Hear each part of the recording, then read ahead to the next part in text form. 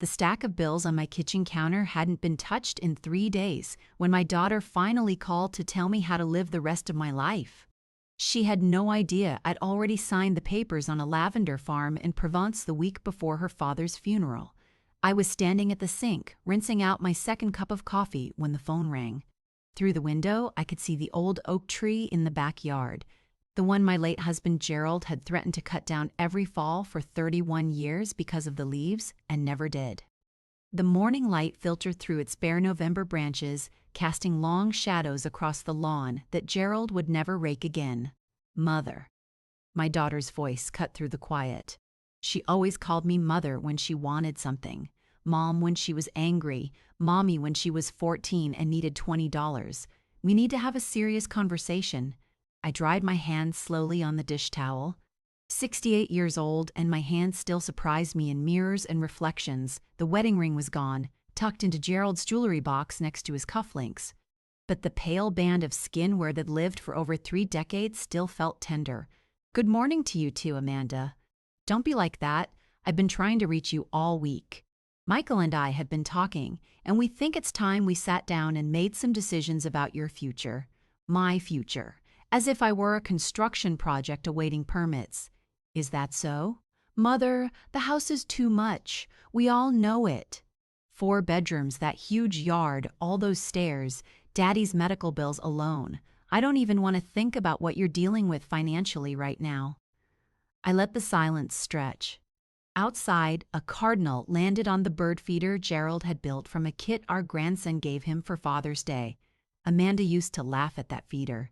Said it looked like a kindergarten craft project. Gerald had loved it.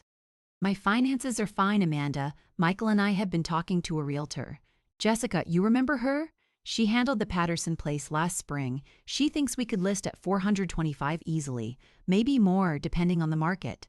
That would give you enough to live very comfortably in that senior community off Route 12, the one with the nice walking paths. I walked to the kitchen table and sat down in the chair Gerald had occupied every morning for breakfast.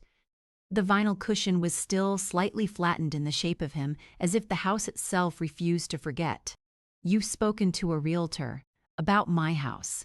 About options. And Michael thinks, we both think, that with whatever's left over after you're settled, it would make sense to help us out a little. Ryan's tuition at Cornell is killing us, and Michael's business hasn't fully recovered. You always said you wanted to help the grandchildren. This would be helping. Helping. The word hung in the air like the smell of something burning. Your father has been gone for 5 weeks, Amanda. I know, Mother, and I'm sorry for the timing, but these decisions don't wait. The market could shift. Interest rates are climbing. Jessica said if we wait until spring, we could lose 15, maybe 20,000.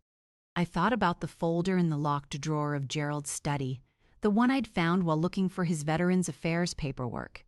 The one with the deed to 32 acres of lavender fields in the Luberon Valley, 2 hours outside Marseille, a stone farmhouse with blue shutters that I had flown to see alone last April while Gerald was still in the hospital.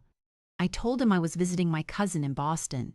He'd smiled at me from his bed and said, "Have fun, sweetheart," and I had kissed his forehead, tasting the papery dryness of his skin, and I had gone to France and bought a farm.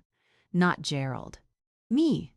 With the inheritance from my mother that I had quietly invested for 26 years, and the money from my own pension as a nurse practitioner at Mercy General, and the small trust my Aunt Constance had left me that nobody in this family knew existed, because I had never told them.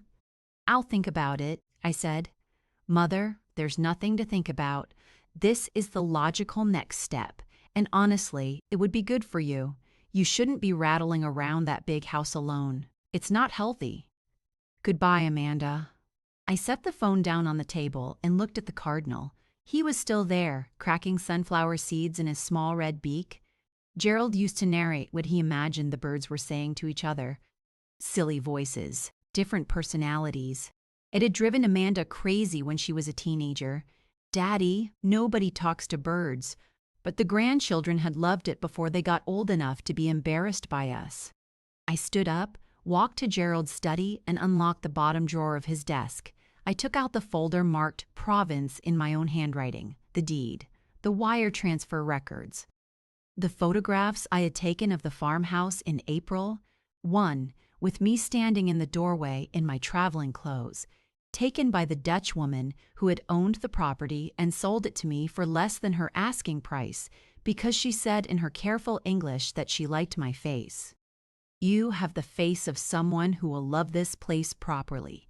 Under the deed was a letter I had written to myself 6 months ago, the day I signed the purchase papers via courier from the hospital's family lounge. I unfolded it with fingers that barely trembled. To whoever I am after Gerald is gone, you bought this farm with your own money because you knew. You knew that when he died, they would come for you. Not all of them, but Amanda would, and maybe Michael too. And they would dress it up in concern and logic and family, and they would try to put you somewhere small, somewhere they could visit twice a year on their terms. You refused to let that happen. You remembered who you were before you were someone's wife and someone's mother. You remembered the girl who wanted to see the world before life got in the way. You bought a farm in the country where your grandmother Rosalind was born, in the valley she used to describe to you when you were 7 years old and sick with scarlet fever, and she sat by your bed and told you about the purple fields that smelt like heaven. Go to the farm. Do not apologize. Do not explain. You owe these children your love. You do not owe them your erasure. With all the steel you have been building for 67 years, yourself. I folded the letter and put it back in the folder. My hands were perfectly steady. By noon, I had called my attorney, a woman named Delphine Arsenault, whom Gerald had chosen 12 years earlier precisely because he said she didn't take any nonsense, and he didn't want me dealing with nonsense when he was gone. She confirmed what I already knew. Everything was in my name: the house, the brokerage accounts, the farm in France. Gerald had signed everything over to me in a joint revocable trust when he was first diagnosed, and the life insurance had paid out cleanly 2 weeks ago. Your children have no legal claim to any of it, Delphine said. I know you know that, but I want to say it out loud. Amanda has a realtor scheduled for a walkthrough Tuesday. There was a pause on the line. Then Delphine laughed. It was not a kind laugh. She has the audacity to imagine one. There's a significant difference. How do I stop her? You tell her no. And if she comes onto your property anyway with that realtor, you call the police. I'll draft a letter this afternoon formalizing your position. Shall I send copies to both of your children? Yes, I said. Please. After I hung up, I called Delta Airlines. The agent was a young man named Terrence, who spoke with a soft Louisiana accent and called me ma'am in a way that didn't feel condescending. One way to Marseille, next Wednesday if possible. He asked whether I was traveling for business or pleasure, and I thought about it for a moment. I'm moving, I said. Well, congratulations, ma'am. That's a big step at any age. Let me find you the best seat on the plane. I spent the rest of that day and the 3 that followed in a state I can only describe as serene fury. I moved through the house making decisions. This to the grandchildren, this to be donated, this to be shipped, this to be sold. Gerald's clothes I packed carefully into boxes for the veteran's thrift store, except for his favorite flannel shirt, the blue and gray one, which I folded into my suitcase. His books I left on the shelves. The house would stand. I had decided that already. I would not sell it under pressure. I would rent it through a management company to a family who needed it, and I would come back someday, perhaps when I was ready to face what it contained. But I would not hand it over to Amanda's realtor so that my own daughter could extract the price of her son's tuition from the foundation of my marriage. My son Michael called on Sunday evening. Michael had always been the softer of the two, the one who used to cry during sad movies and hide it. Somewhere along the way, he had married a woman named Teresa who did not believe in softness, and he had gradually hardened to match her. But there were still moments when the old Michael surfaced, usually in phone calls after 10 at night when Teresa was asleep. Mom, he sounded tired. Amanda told me she talked to you. She did. Are you mad at her? I'm not mad, Michael. I'm clear. That's worse than mad, honestly. He paused. Look, I know Amanda came in hot. She does that. But she's not wrong about everything. The house is a lot, and we worry about you. Do you? When was the last time you drove the 4 hours out here to visit your father while he was dying? The silence on the other end was so complete, I could hear the clock ticking in his kitchen. That's not fair, Mom. Isn't it? You had work. Teresa had the twins' schedules. I understand that. I would never ask you to rearrange your lives for me, so I find it fascinating that you and your sister have suddenly found the time to rearrange mine. Mom, a long breath. Where are you going with this? I'm leaving next Wednesday, Michael. I bought a farm in France 6 months ago. Your father didn't know. Nobody knew. I paid for it with my own savings, my inheritance from your grandmother, my pension. It's in a village called Rougion in the south. I'm going to live there. He did not speak for a long time. When he did, his voice was different, smaller. The old Michael. You bought a farm. A lavender farm. 32 acres. A stone house from 1847. The woman who sold it to me says the kitchen gets the morning light. Mom, why didn't you tell us? Because I knew what would happen if I did. Your sister would have made it about her. You would have tried to talk me out of it gently, which is your way of making things about you. Your father would have wanted to come with me, and he wasn't well enough, and it would have broken my heart to see him try. So I kept it for myself. It was the first thing I've kept just for myself since I was 23 years old. Will you come back? For holidays? For the twins' birthdays? I don't know. Maybe. When I'm ready, and only if the visits are about seeing each other, not about convincing me to be someone smaller than I am. He was quiet again. Then, very softly, I think I understand. Thank you, Michael. I'm sorry about Dad. I know you are. I'm sorry I didn't come more. I know that too. Amanda came to the house unannounced on Monday evening with her realtor Jessica, a thin woman in a cream-colored blazer clutching a clipboard and looking as though she desperately wanted to be somewhere else. I opened the door wearing my good blue sweater and a lipstick I hadn't worn since Gerald's last anniversary. Hello, Amanda. Jessica, I presume. Amanda spoke over her realtor before Jessica could get a word out. Mother, we talked about this. I told you Tuesday, but I moved it up because Jessica's schedule. Amanda, step inside for a moment. Jessica, you will need to wait in the car. Something in my voice stopped them both. Jessica looked at me, looked at Amanda, looked at her car, and made what I am certain was the wisest decision of her professional life. She retreated down the front steps with a small apologetic wave. Amanda came into the foyer. I closed the door. Mother, what is going on? Come into the living room, sweetheart. I need you to sit down. She sat on the edge of the couch Gerald and I had bought in 1993. I remained standing. Sitting puts you at a disadvantage when someone is trying to manage you. Amanda, the house is not for sale. It will never be for sale while I'm alive. On Wednesday, I am flying to France, where I own a property purchased with my own money. I intend to live there. The house here will be rented to a family through a management company. You and Michael are not, and have never been, beneficiaries of any real estate in this family. That was a decision your father and I made together many years ago. Her face did something I had never seen it do before. It seemed to slide, like wet paint. What are you talking about? I'm talking about the fact that I love you and I will not be your solution. Your husband's business is not my responsibility. Ryan's tuition is not my responsibility. Your financial choices are not my responsibility. You're my mother. Yes, I am your mother. I am not your bank. I am not your insurance policy. I am not your retirement plan. I can't believe you're doing this. Daddy just died. Daddy just died, I repeated. And you called me on a Tuesday morning to tell me to sell his house to pay for your son's college. She stopped. Her mouth trembled. For a moment, I thought I saw the little girl she had been at 7, the one who used to crawl into my bed during thunderstorms. But then her jaw set, and the woman I had raised, the woman I had failed to raise better, re-emerged. You're being cruel. I'm being honest, Amanda. There's a difference. I know you've forgotten what it is, but there is a difference. She stared at me. I watched her try on 3 or 4 different expressions, testing to see which one might still work on me. Tears, anger, wounded daughter, reasonable adult. None of them fit anymore.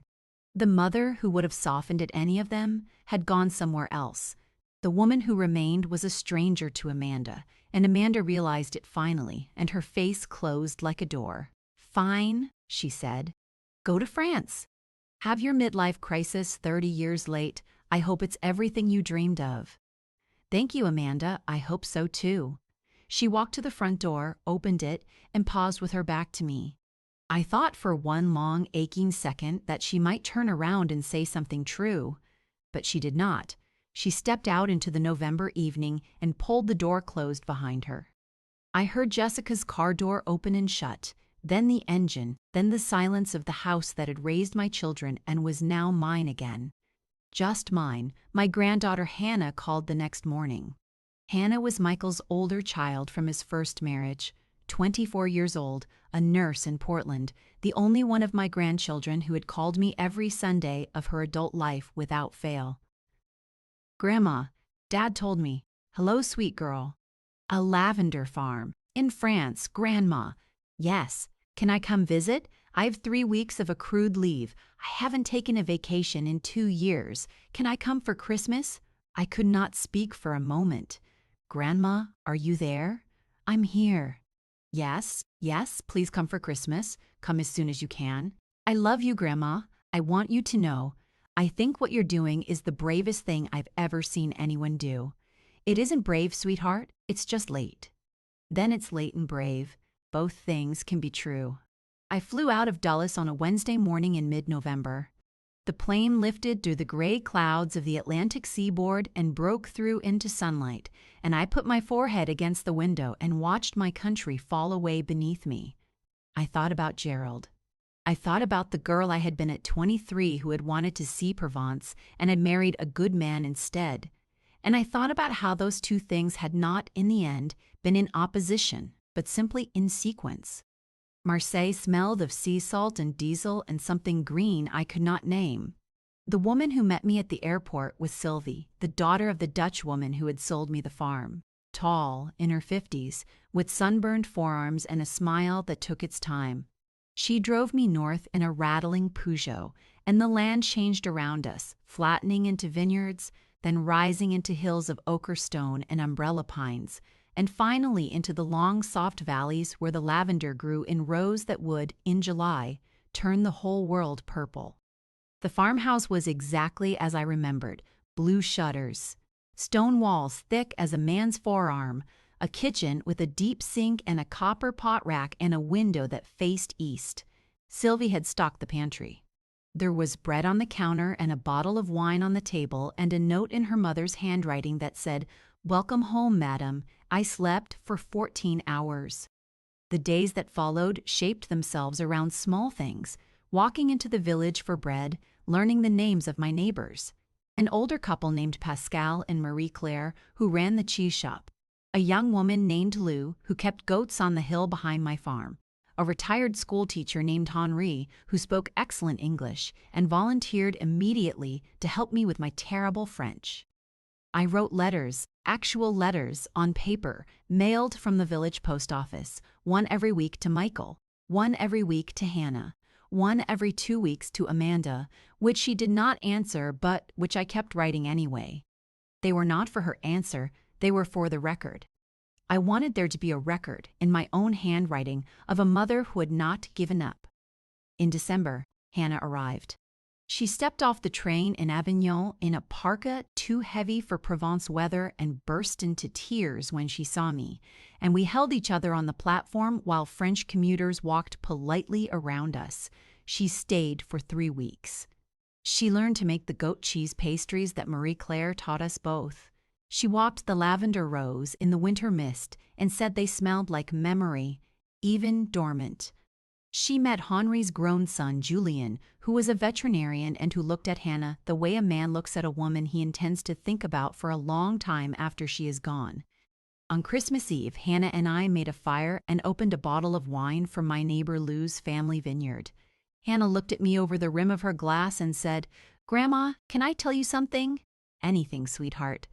"Dad's going to be okay. It might take him a while, but he'll figure it out. He loves you." "I know. Aunt Amanda, I don't know about Aunt Amanda." I don't either. Is that okay with you? I thought about it. The fire popped. A winter rain was falling on the lavender, a sound like the whole earth breathing. It has to be okay with me, I said, because the alternative is letting her rearrange my life to avoid the discomfort of her own. And I've done that. I did that for 42 years. I'm not doing it anymore. Grandma, yes, sweetheart, I'm proud of you. I covered her hand with mine. Her hand was young and warm and had a small white scar across the knuckle from something she had done as a child that I could not remember.